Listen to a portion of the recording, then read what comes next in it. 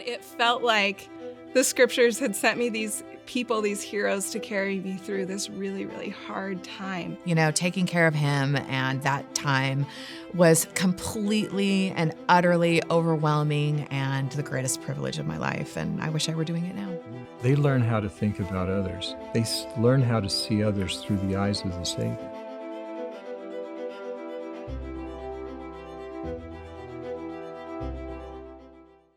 Hello and welcome to Latter-day Profiles. We're here at the LDS Motion Picture Studio in Provo, Utah. And joining me today is David Weidman. David, welcome. It's such a pleasure to have you. Brian, good to be here. Thank you. Came highly recommended. One of our students at BYU, Idaho, was served under you when you were his mission president. And he said, "Oh, you got to get my." So you got to feel good about that. The Missionaries, I feel great about it. I really enjoyed that. Yeah. Former CEO and board of directors at Celanese Corporation, and you have a long history. But before that, we can talk about some of that. Ended up retiring in 2012, but not really, because then you were called to serve you and your wife as a mission president and companion in Los Angeles, and then director of missionary effectiveness for a missionary department, which it's an intriguing title. So I want to find a little bit more about that. But let's talk about your background. You know, early on, I think you won a competition, or at least you were a finalist for a major competition in high school. Tell about that. Yeah. So in high school, I was really interested in math and sciences, Brian. I had a fascination with that. And part of the studies that I did was developing a research program in high school. I completed that program and submitted some papers and applications. And as a result of that and some interviews, some tests that I took, I was selected as one of the top 40 young scientists in America.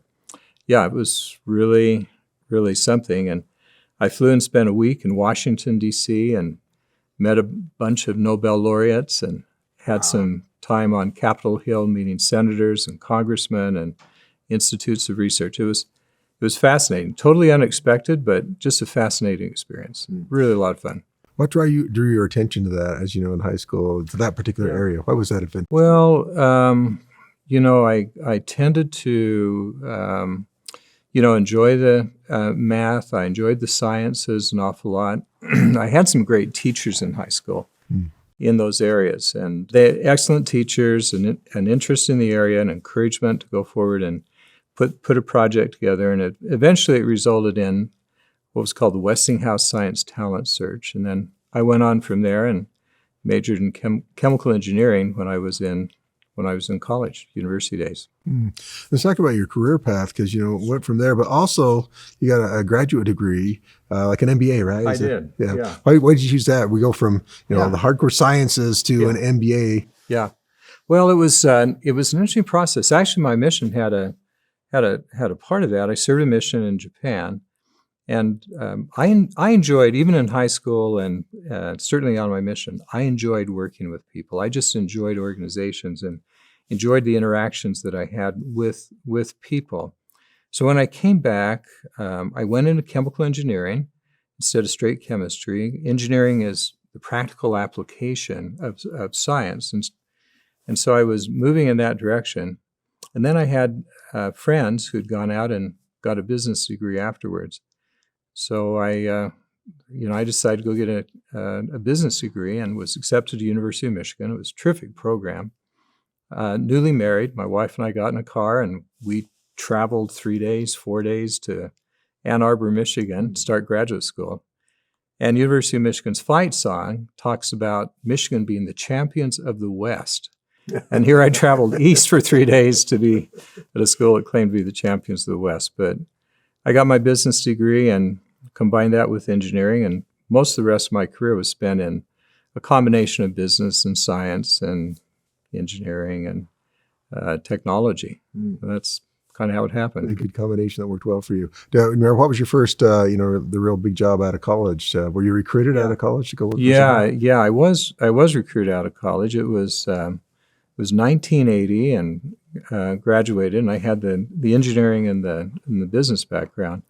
And that profile at that time was fairly popular. So I had a lot of different choices, like going into consulting, going into different corporations. But I eventually went to work for a company that had an incredibly strong leadership development program. So they hired people into this program, and would give you an opportunity to do a lot of different things over the first 10 years of your career. Their claim was that they wanted to give you 15 to 20 years of professional experience in a 10-year period of time. Yeah, you seem to have moved into leadership quite quickly. Yeah. Was a part of that both just the right confluence and also, the leadership? To what do you attribute that? Had a lot of great leadership qualities. Well, I was actually, my mission experience was valued a lot by the corporation that I worked for. They recognized, I'm not sure why, but they recognized that a mission really provided growth experience for an individual and a lot of leadership opportunities while on the mission. Having the language, Japanese language, was a benefit as well. But I think the mission for me gave me a lot of experience early on. Corporation gave me credit for that experience, and so I was given opportunities to move into leadership pretty rapidly. In fact, during the first 10 years or so of my career, though I was in leadership positions, usually I was the youngest person on the team that reported to me by quite a bit, So that stretched me and helped me grow in different ways. I worked with some tremendous people over those times, but yeah, early on had a fair amount of leadership. Yeah, I'm thinking, later on, of course, called to be a mission president, and then now what you're doing with the missionary department. I'm going to assume that even during your career, missionary work was not devoid, right? You were able to talk to people about the gospel. What was your experience life as a working professional and living the gospel, sharing the gospel? Yeah, well, it was, everyone knew that I was a member of the church. I'd show up at activities, and I wasn't offered alcohol. I was respected for the standards that I had. But the corporations that I worked for were very diverse. They had people from all different backgrounds and cultures, and so coming in as a member of the church was just a different background or perspective, and there was a lot of respect for the diversity that there was in these organizations. And so being a member of the church was just another culture, I guess, that they looked at and saw the diversity in it. But there were opportunities to live my faith, and through that had some interesting conversations.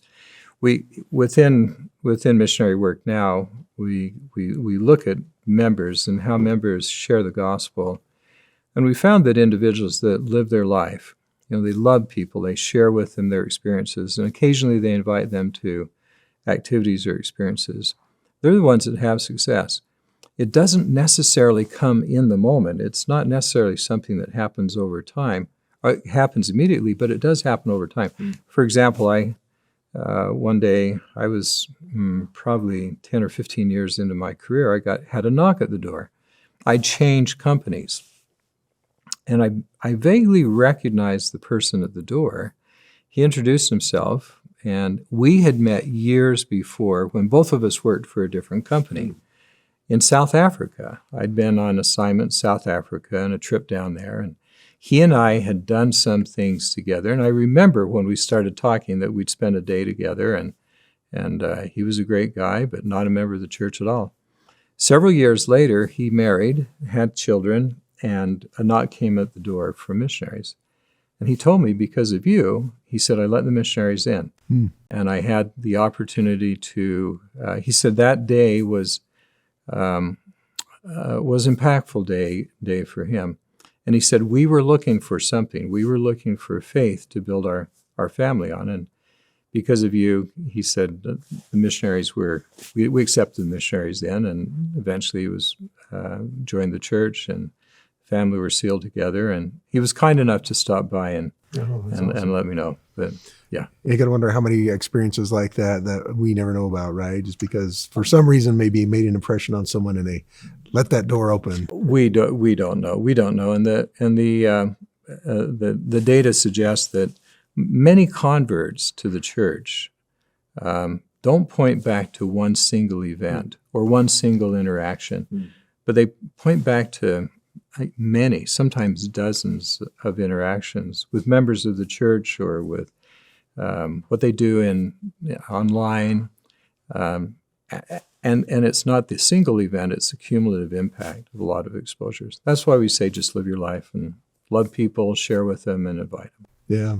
Wow. I want to ask you about, you spent the last part of your career with the Celanese Corporation. Sounds like you did a lot of international stuff. In fact, helped bring them to the United States on the stock exchange here in the U.S., Right. which was a big deal, and ended up as a CEO for that company. What a challenge, though. Probably some of the more challenging times of your career, I'm going to imagine. It was a lot of challenges. I learned an awful lot in my career because I made a lot of mistakes. And I early on in my career, I made a mistake.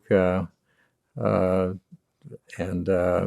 remember riding back home with my boss. It was fairly big, and and he looked at me and he said, "Well, Dave," he said, "you know what just happened could be really career limiting." And I said, "I understand, Jack. I appreciate that." And he said, "Well, tell me, what did you learn from it?" And I told him what I'd learned, and he nodded his head and he said, "Great." He said, "I'll cover for you." Mm. I had the good fortune of working for mentors like that who were interested in my professional development and allowed me to learn from my mistakes and not just hammer the living daylights out of me when I made mistakes. I worked for other bosses who hammered me an awful lot, but I worked for enough of them that I learned a lot. And so when I joined Celanese, the objective of Celanese was they were listed in Germany. There's a little history to that. They'd been a U.S. company, then a German company, and they were listed in Germany at the time. But the leadership of the company wanted to bring them back into the New York Stock Exchange, back to the United States. And we worked on it for several years, very sophisticated transaction. We enlisted a lot of people to help with it, and we had an organization called Blackstone. They were in private equity.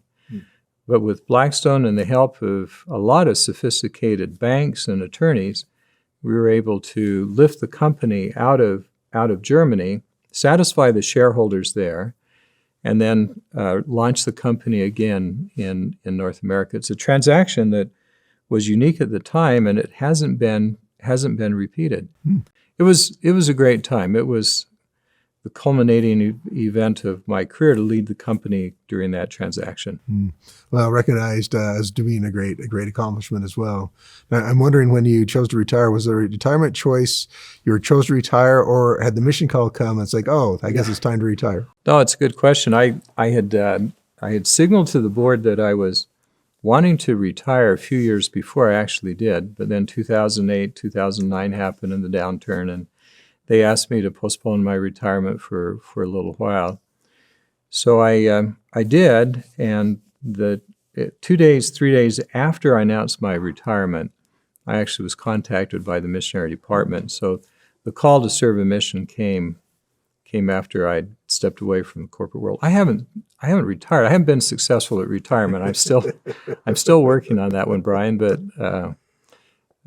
yeah, after I'd announced my departure from Celanese, I was contacted by the Missionary department and interviewed, and eventually went out to Los Angeles.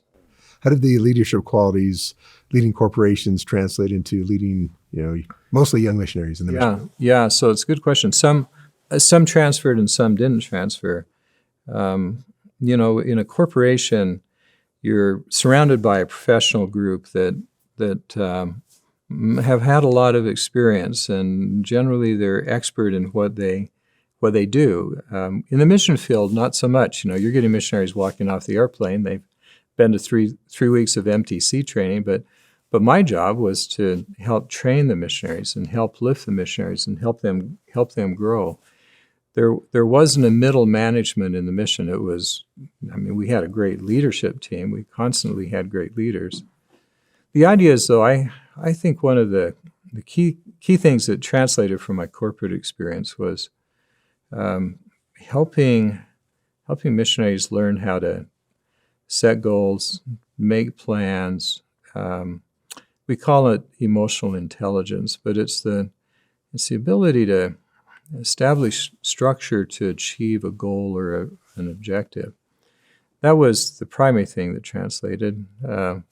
Your your colleague here that's got me on this show, he was a great example of that. I just saw him grow and develop throughout his mission by learning some very basic things about self-management as well as about leadership. So those are the things that translated. A lot of other things didn't translate, and I had to learn them on the mission, or else I learned them either by being a dad, or I learned them through some of the priesthood responsibilities that I'd had. Making multi-billion-dollar transactions is pretty exciting. But I imagine when you see missionaries, of course, there are probably a few exceptions. Missionaries come in very green, I suppose, and then seeing them mature, and then having that next interview and seeing a young man emerge. That it's got to be pretty satisfying. Yeah, it's very satisfying, Brian. It's very satisfying. We often they come in at the height. They're 18, 19, 20 years old, and they care deeply, but they care deeply about themselves, and it's an inward focus. The character of Christ is to look outward when others look inward. They are at a point where the easiest thing to do is to look inward. And over the time they're in the mission, they learn how to look outward. They learn how to think about others. They learn how to see others through the eyes of the Savior. And they learn to forget themselves and have their lives totally centered around others. It's a miracle. It's a miracle, but it happened again and again and again and again. They lost themselves in the work. They forgot themselves. And as they surrendered, they were victorious, to paraphrase Elder Maxwell. That was a great miracle, is the great miracle of serving the Lord, but serving the Lord full-time as a missionary. So you retired, but not really. But then you finish as a mission president and companion, but not really. And then he's calling as director of missionary effectiveness. So that sounds amazing. I have no idea what it means. So what do you do as director of there's actually a couple of stops in between. So when we came home, we were home for about 4 or 5 weeks, and then we're called into the presidency of the Provo MTC. Okay. And Rachel and I served there for almost a year in that. And again, that same thing happened. You're seeing missionaries walk in and the self-sacrifice. If you want to see faith, watch missionaries and parents separate at the MTC. It's an act of faith for both of them, because neither of them know what life is going to be like in 20 minutes once they separate from each other. And then I was asked to go to the missionary department for a 1-year assignment. That was 5 years ago, and serve as the director of missionary effectiveness. And basically that was anything to do with missionaries and mission leaders in the field. It was, how do we help missionaries become more effective at finding, teaching, baptizing, about gathering Israel? How do we do that? So missionary training centers were part of that, helping mission leaders move into their new assignments in the mission, the training of mission presidents. That was a lot of what there was in missionary effectiveness. 3 years ago, 2.5 years ago, I was asked to meet with, Rachel and I were asked to meet with Elder Uchtdorf, and he asked us to become the managing director of the missionary department.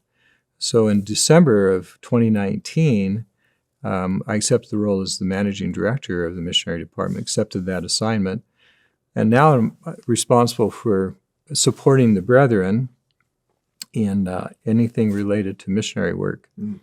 Now, December of 2019 was about 3 months before the Titanic hit the iceberg and the pandemic hit, and so I was there for the evacuation, or the movement, of 30,000 missionaries from their field of labor back to their home countries and back again. It's been a miracle. It's been just an incredible period of time.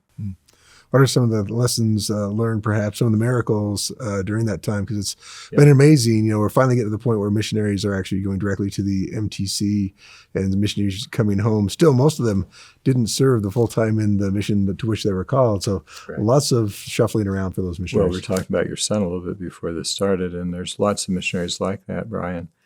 So I'll just touch briefly on 2 or 3 of the miracles that we saw.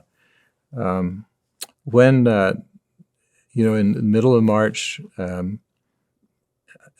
Trump, the government said, we got to bring back everyone. And that triggered just this mass movement across the world. Every nation followed suit, the United States. We blame it on Rudy Gobert, but it was building before that. So in a very short period of time, we followed the direction of the brethren. We presented some concepts, some options to them, and they decided that we were going to bring missionaries to their home countries. And that was the decision that was made.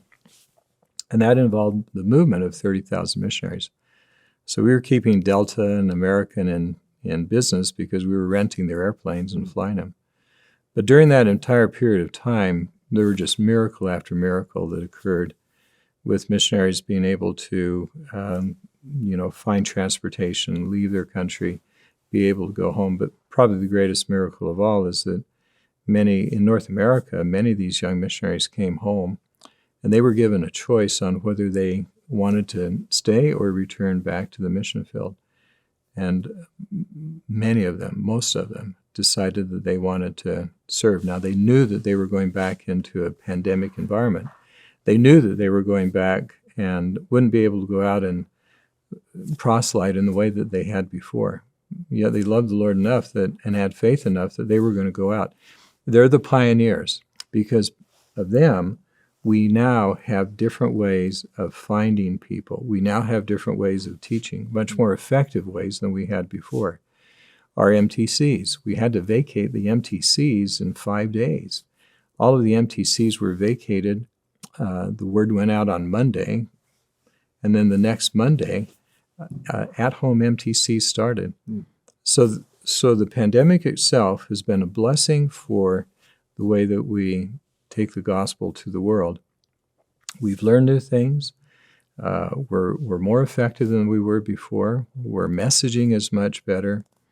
And missionary work today is in a great position and well positioned for the next several years because of the pandemic. What do you see as obviously the mission that I served back in the 80s is very different now than what the missionaries are serving.